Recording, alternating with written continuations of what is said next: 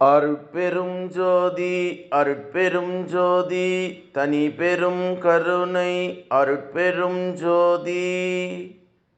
எல்லா செயல் கூடும் என் ஆணை அம்பலத்தே, எல்லாம் வல்லான் தாளே ஏத்து. வாழ்க வையகம் வாழ்க வையகம் வாழ்க வளமுடன். குரு வாழ்க குருவே துணை. அருட்பெரும் ஜோதி திரு அருள் பிரகாச வள்ளலார் ராமலிங்க சாமிகள் பாடி அருளச் செய்த திருவடி புகழ்ச்சி பாடல் 115. என் தவமெனும் பதம் என் மெய்தவ பயனாய் இயந்த செஞ்சல பதம் என்று வள்ளல் பெருமான் பாடுகிற ஒரு அற்புதமான திருவடி புகழ்ச்சி பாடலினுடைய உரை விளக்கம். அன்பு வளர இவ்வுலகிடையே அன்பு வாழ்வு வாழ்வதுதான் முறையாக இருக்கின்றது. அப்படிப்பட்ட சுத்த அன்பு வாழ்வு சுட சுட நோர்வதற்கு மெய்தவமாகும். அன்பில்லாத வரட்டு கடும் தவம் அருட்பதம் பெற உதவாது. ஆகையால் அன்பும் தயவும் நிரம்பிய வாழ்வால் தான் இந்த திருவடியாம் பதம் கண்டு கொள்ளப்படுகின்றது. கண்டதோடு அதுவே தவ பயனாய் கிடைக்க பெற்றிட செஞ்சல பதமாய் மிளிருகின்றது. சலலம் அல்லது ஜம் ஜல ஜம் என்றால் தாமரையாம். அதலால் செந்தாமரை செஞ்சலம் எனப்படுகின்றது. வெற்று பதமாய் இருந்தால் மட்டும் போதாது என்றுதான் செஞ்சல பதமாக செந்தாமரை பதமாக, அதாவது செம்பாகம் அல்லது பக்குவம் சேர்ந்த தாமரை நாமரை பாதமாக விளங்குகின்றதா. மெய் தவ பயன் பெற்று உய்ய வேண்டுமானால் கானகம் சென்று போனகம் உணவை விடுத்து தாமரை யாதனத்திலிருந்து தம் உள் தாமரையின் கடவுள் கமல பாதத்தை பாவித்து கடும் தவம் செய்யினும் திருவருள் கிட்டாது வீண் போகவே நேரும். மாறாக ஒழுக்கத்தோடு கூடிய சத் விசாரத்தால் தலைநடு தாமரை பாதத்தை போர்த்து ஒன்றி கொண்டு உலக வாழ்விலே அன்பு வளர செய்பணியை மெய்தவமாகும். இத்தவத்தால் இத்தவத்தையும் பெறுவதற்குரிய மெய் அருள் கிடைக்கும். அவ்வருள் வேண்டாதனை எல்லாம் அழிய ஒழித்து வேண்டும் சுத்த சுகந்த வடிவமும் வாழ்வையும் ஆக்கி கொடுத்து என்றும் ஆதரிக்கும் என்று இந்த அற்புதமான அகவல் வரியை விட சிறந்த ஒரு திருவடி புகழ்ச்சி பாடலை வள்ளல் பெருமான் பாடிய இந்த பாடலுக்கு சாமி சரவணானந்தா அவர்கள் தரக்கூடிய ஒரு அற்புதமான மெய்ஞான விளக்கம். என் தவமெனும் பதம் என் மெய்தவ பயனாய் இயந்த செஞ்சல பதம் என்று வள்ளல் பெருமான் பாடுறார். இந்த அற்புதமான பாடல் திருவடி புகழ்ச்சியிலே 115வது வரியாக வரக்கூடிய பாடல். நான் 2020 என் தாயார் இயற்கை எழுதி விடுகிறார். என் தாயார் இறந்தது எனக்கு பெரும் துயரமாக இருக்கிறது. துன்பப்பட்டு உயலற அந்த நேரத்திலே நான் ரொம்ப செய்யக்கூடிய செயலெல்லாம் அதிவேக உணர்ச்சி வயப்பட்ட நிலையிலே, மனம் கலங்கிய நிலையிலே நான் செய்கிறேன்.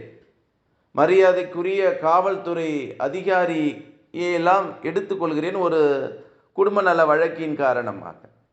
அப்போது நான் எரிநிலையில் இருக்கிறேன். மனம் ரொம்ப குமிரி போய் அப்படியே உடம்பெல்லாம் தவம் செய்த நான் யோக வாழ்க்கையிலே முயற்சி யோகியாக மாறுவதற்கு பயிற்சி எடுத்துக்கொண்ட நான் தாயாரின் இறப்பினால் சஞ்சலப்பட்டு மனம் உச்சத்துக்கே போயிட்டேன். அந்த வெறுப்பின் உச்சத்திலேயும் விரக்தியின் உச்சத்திலேயும் தாயின் மீது வைத்திருந்த கடும் பற்றினுடைய அவஸ்தையில் நான் தவிக்கிறேன். அப்போது என்னுடைய நண்பர் திரு செந்தில் அவர்கள் ஃபோர்டு நிறுவனத்தில் பணியாற்றி பொதுச் செயலாளராக பணியாற்றிய அந்த அன்பு உள்ளம், தயவு உள்ளம், ஈகை உள்ளம் என்னை பார்க்குது. ஐயோ, நம்மளுடைய நண்பர் இப்படி கொதிச்சு முகநூல்லையும் வாட்ஸ்அப்லேயும் கொதிக்கிறாரே அந்த காவல்துறைக்கு. அவர் என்னிடத்தில் பேசி என்னை சந்திக்கிறார். கண்ணன், நீங்கள் வேதாத்திரி மகரிஷியுடைய பயிற்சி எடுத்தவர், நல்ல ஒரு அருள்நிதி. நீங்கள் பேசுகிற பேச்சை கேட்டால், அந்த கம்பீர குரலை கேட்டால் இருக்கும், உங்ககிட்டயா நான் எதிர்பார்க்குறேன்.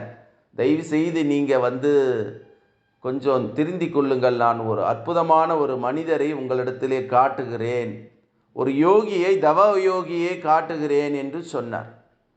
அந்த தவ யோகியை அவர் அழைத்து சென்று, என் தாயார் இறந்தபோது நான் தவித்த தவிப்பு இருக்கு, அதை வார்த்தையால் சொல்ல முடியாது. அந்த தவ யோகியை நான் பார்க்கிற போது மகிழ்ச்சிக்கு எல்லையே இல்லை, வார்த்தையால் சொல்ல முடியாது. அப்போ அந்த தவ யோகியை நான் சந்திக்கிற போது என் உள்ளே இருக்கக்கூடிய தவ கனல் அப்படியே மேலே பீரிட்டு எழுது. அதுக்கப்புறம் தான் வள்ளலாருடைய பதிவுகள்லாம் எடுத்து சித்தர்களை பற்றி பேசினேன்.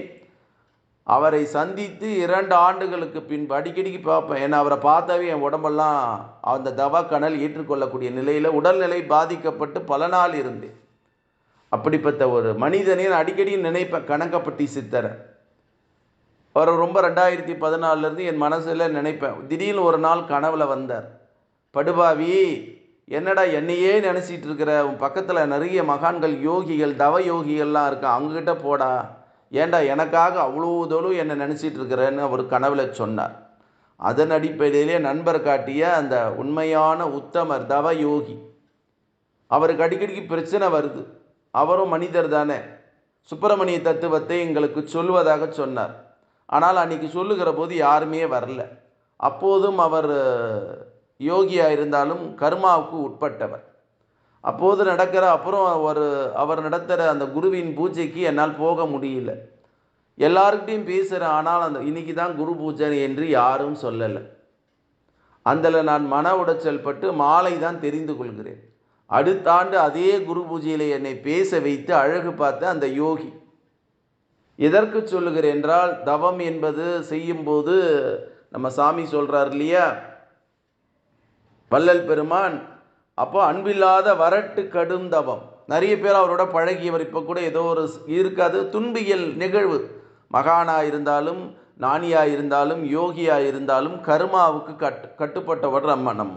இப்போ ஏதோ ஒரு காரணத்தில் அவரையினுடைய ஆற்றல் மீண்டும் பிரதிபலிப்பதற்காக இறைவன் செய்கிற திருவரையாடலாக கூட நினைக்கிறான், இருக்கும்னு நினைக்கிறேன். இப்போ அந்த யோகியை நான் பார்க்கவில்லை.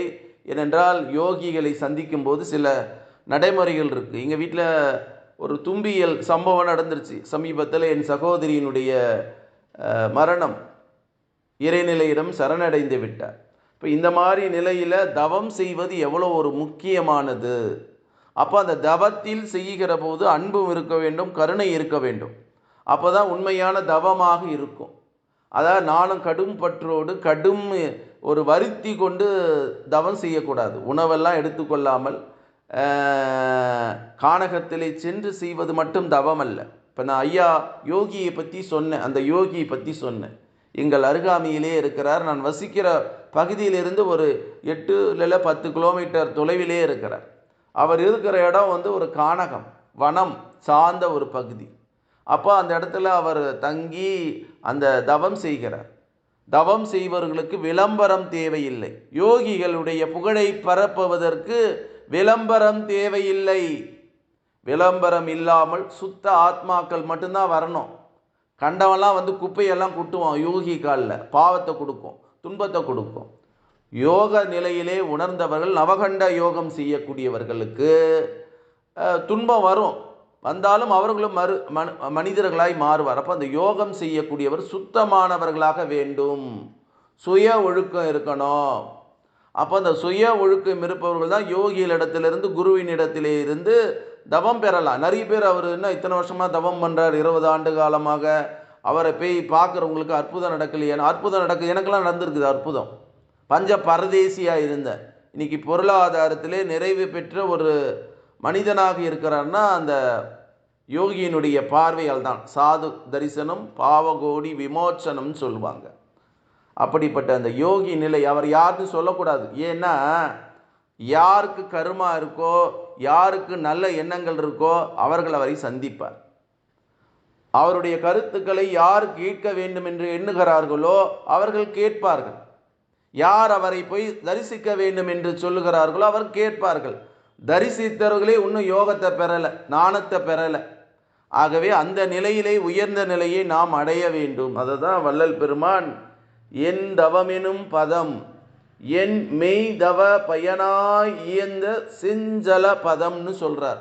ஆகவே இந்த அற்புதமான வரிகளை மனதிலே வைத்து கொண்டு வள்ளல் பெருமான் சொல்ற செய்தியை தான் நானும் சொல்ல போறேன். அவரது கேட்கிறார் இல்லையா, அப்பா நான் வேண்டுதல் கேட்டு அருள் புரிதல் வேண்டும், ஆறு உயிருக்கெல்லாம் நான் அன்பு செயல் வேண்டும், எப்பாரும் எப்பதமும் எங்கனம் நான் சென்றே எந்தை நினது அருட்புகழை ஏம்பிடல் வேண்டும், செப்பாத மேல்நிலை மேல் சுத்த சிவ மார்க்கம் திகழ்த்தோங்க அருட்ஜோதி செலுத்திடல் வேண்டும், தப்பாது நான் செய்யினும் நீ பொறுத்தல் வேண்டும், தலைவா நினை பிரியாத நிலைமையும் வேண்டுவன என்றார். ஆகவே வள்ளல் பெருமான் சொல்லுவோம், அந்த ஏக இறைவனே சரணடைந்து அந்த அருட்பெரும் ஜோதியே நம் சரணடைந்து மூச்சை கவனி பேச்சை குறை என்று சொல்வார்கள்.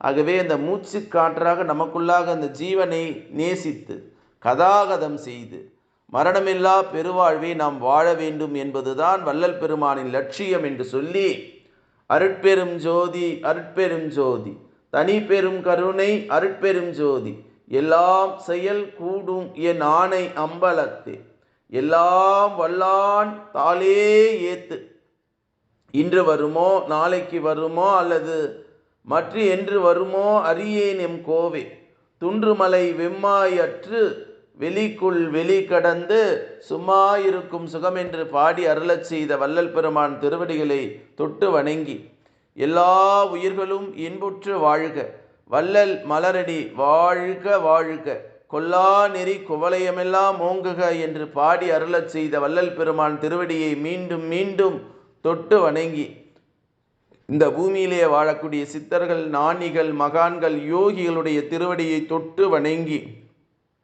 இறைநிலையோடு என் எண்ணத்தை கலக்கவிட்டு அருட்பெரும் ஜோதி அருட்பெரும் ஜோதி தனி பெரும் கருணை அருட்பெரும் ஜோதி என்ற மகா மந்திரத்தை வான்காந்தத்தில் கலக்கவிட்டு வாழ்த்துகிறேன். நன்றி, வணக்கம். வாழ்க வளமுடன், வாழ்க வளமுடன், வாழ்க வளமுடன்.